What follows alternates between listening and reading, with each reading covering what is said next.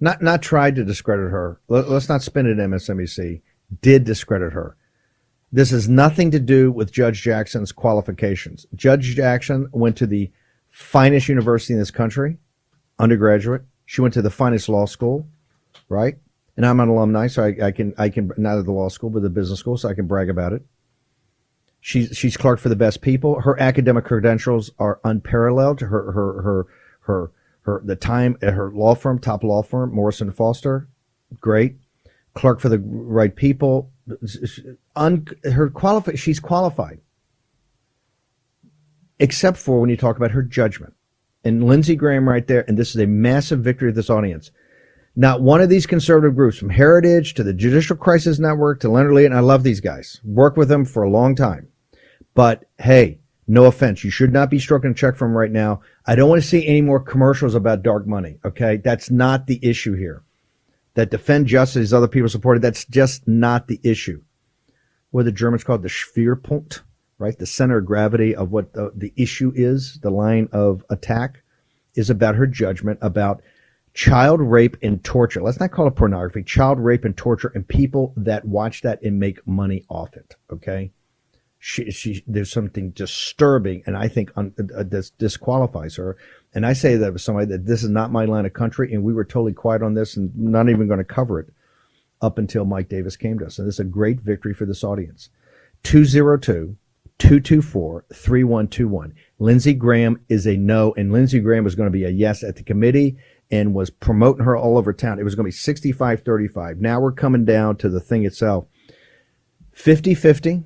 Or it's going to be the hardest vote. The vote is going to lose. Mark Kelly's going to be defeated in Arizona if he votes yes. It's the hardest. It's a Pyrrhic victory. This will be a career-ending vote for the senator in Nevada and the senator in Arizona. So bring it. And this thing's just heating up.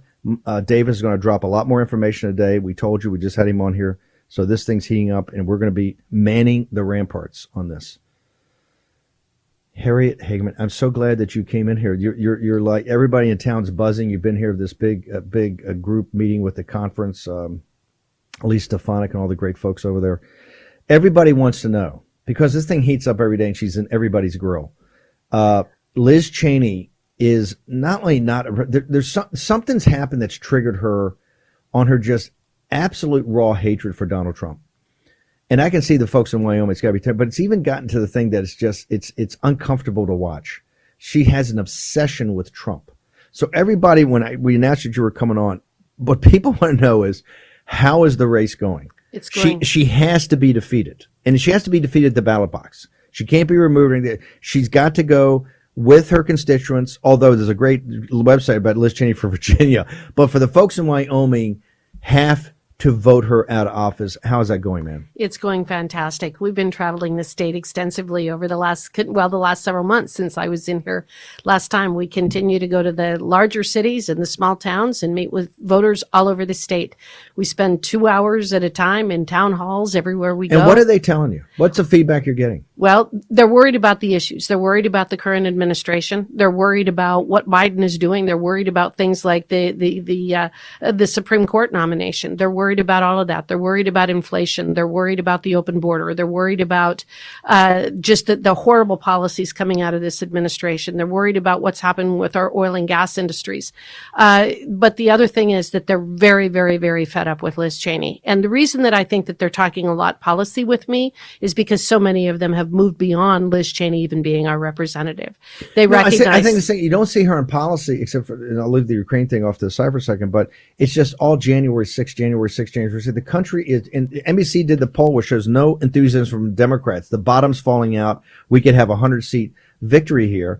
And yet you've got all she's doing is January 6th, January 6th, January 6th, and not addressing any of the issues that impact the nation or the folks in Wyoming.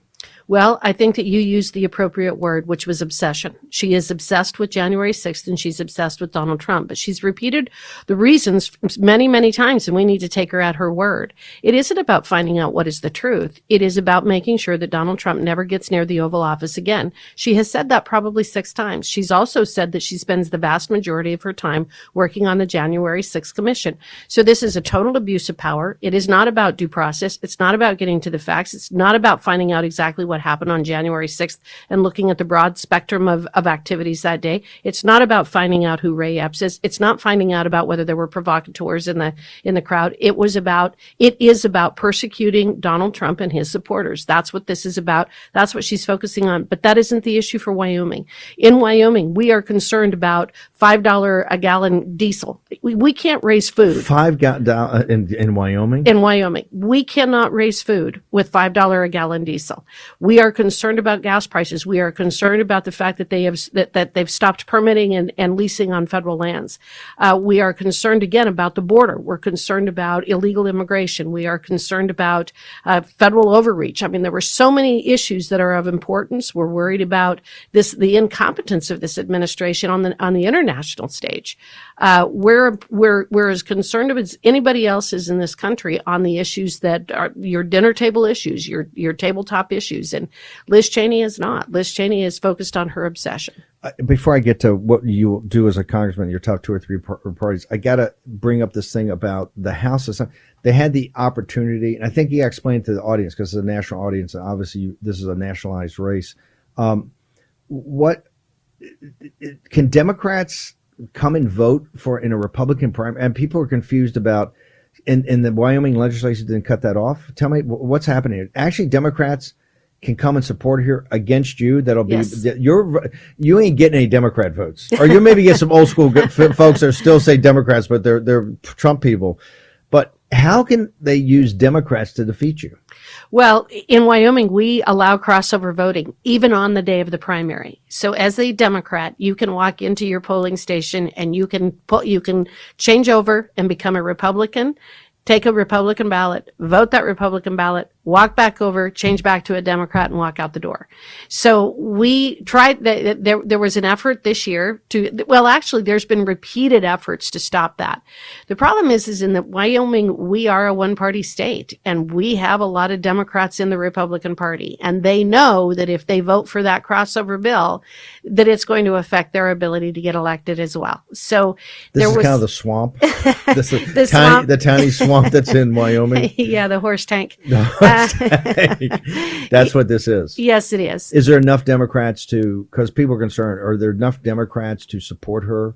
Because she's on MSNBC every night. Is there enough Democrats to support her to defeat you? Well, we are confident that we're going to be able to defeat Liz Cheney, even with the crossover voting. So there's 45,000 registered Democrats in the state of Wyoming. The vast majority of our voters are Republican. We have almost 200,000 registered Republicans. And she can't get above 25%. She's just really limited. She has a ceiling. There are very few people in Wyoming. She's that unpopular. Like she's that unpopular. And it was interesting. I was reading an article from her alleged hometown newspaper this week, the Jackson Hole Guide, and they made the observation that she had not had a public meeting in Jackson, Wyoming since 2016. She doesn't come back to Wyoming. She doesn't interact with the voters. 6 years? In 6 years since she was first elected. So she got elected in 2016. She hasn't even bothered to come back. She's not had a meeting or town hall. No. Wow. It tells you what. She doesn't come talk to the voters. She doesn't really She really care. is from Virginia. She right? is from Virginia. She lives in Virginia. There's a site up that I know is mocking her now. But the reality is it's true. She is from Virginia. She is from Virginia. She doesn't really have any connection. Her husband's law firm is in Washington, D.C. Her family is here. Her kids go to school here. She is from Virginia. She always has been. She just bought a house in Wyoming, decided to run for Congress. She was elected in 2016, but you know what? Now it's time to elect someone that's actually from Wyoming. We got a couple minutes. I'm going to ask you about what do you do, but I want to make sure everybody has access to your site. I want to do 2 shots here. It's the last day of the quarter, just in the practicality of politics. How do people get to your website and find out more about your campaign and more about you? If they're so inclined, maybe hit you with a couple of bucks. HagemanForWyoming.com. HagemanForWyoming.com, and it is the end of the quarter.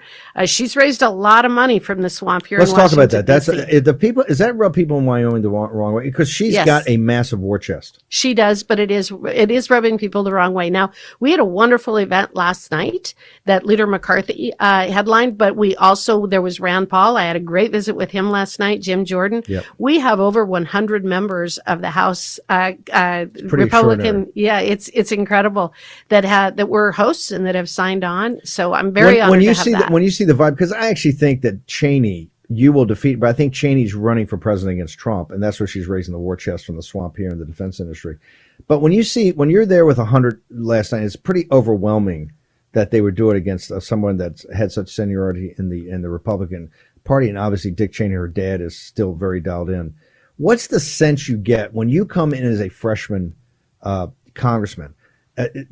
Tell me, what is the driving force that you're focused on and the vibe you're getting from folks last night of where we're going to go in the new Congress if we have a sweeping 40, 50, 60 seat victory? Where do you think it's going? In shorthand, we're taking our country back. We're getting back to our constitutional foundation. We're going to block the agenda of this radical Biden and Pelosi administration.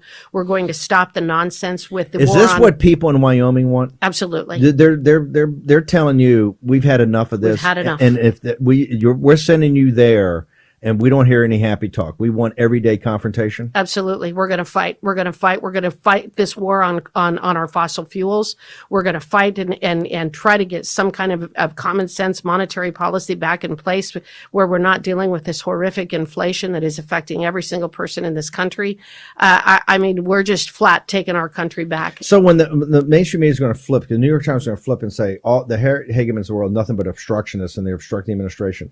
But your constituents in Wyoming want this obstructed. They've had enough of this nonsense, that runaway inflation, all of it, and they want you to come in and say, stop, we're not doing this anymore. It's not just my constituents in Wyoming, it's everybody across this country.